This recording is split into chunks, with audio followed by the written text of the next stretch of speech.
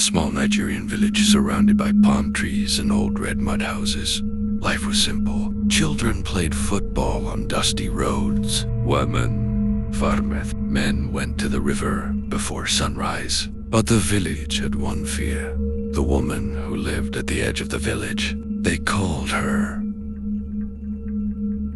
Amara the widow. She rarely spoke. She only came out at night to fetch water from the old well behind her hut. No one knew where she came from. The fear started one rainy season. The village farms began dying. Green leaves turned brown overnight. Goats were found lifeless in the morning with no wounds. The elders gathered. Some said it was bad spirits. Others said someone in the village was practicing witchcraft. Then something happened that made everyone afraid.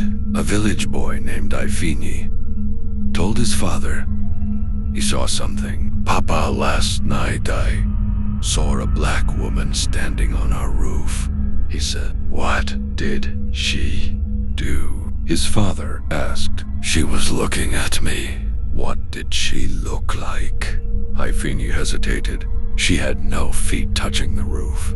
Fear spread through the village like fire. The elders decided to confront the widow. They carried a lantern and walked to the edge of the village, where her hut stood alone under a tall mango tree. When they knocked on her door, it opened slowly. Inside, they saw strange things. White candles were burning on the floor. Chalk symbols were drawn in a circle. The air smelled like old smoke, but the widow was not inside. Soothin'.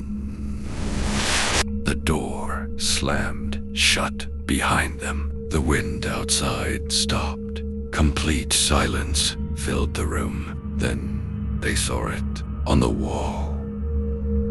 A shadow appeared, but there was no one standing in the room to make that shadow. The shadow slowly moved its head, as if watching them. A voice whispered from nowhere, "You called me." One of the elders dropped his lantern in fear. The glass broke, and the fire went out. They ran out of the hut and didn't stop running until they reached the village square. The next morning, the widow's hut was empty. Her clothes were gone. The candles were gone. Even the chalk symbols were gone. But something remained.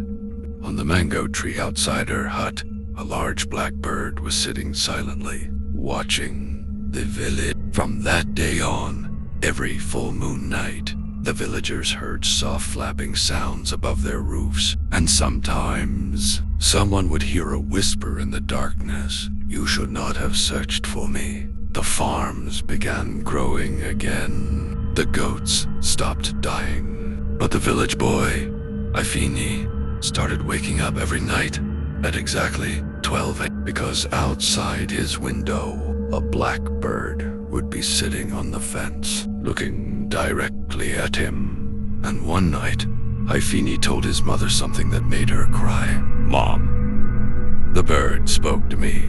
"What did it say?" "Se asked it, answer." I am not finished watching.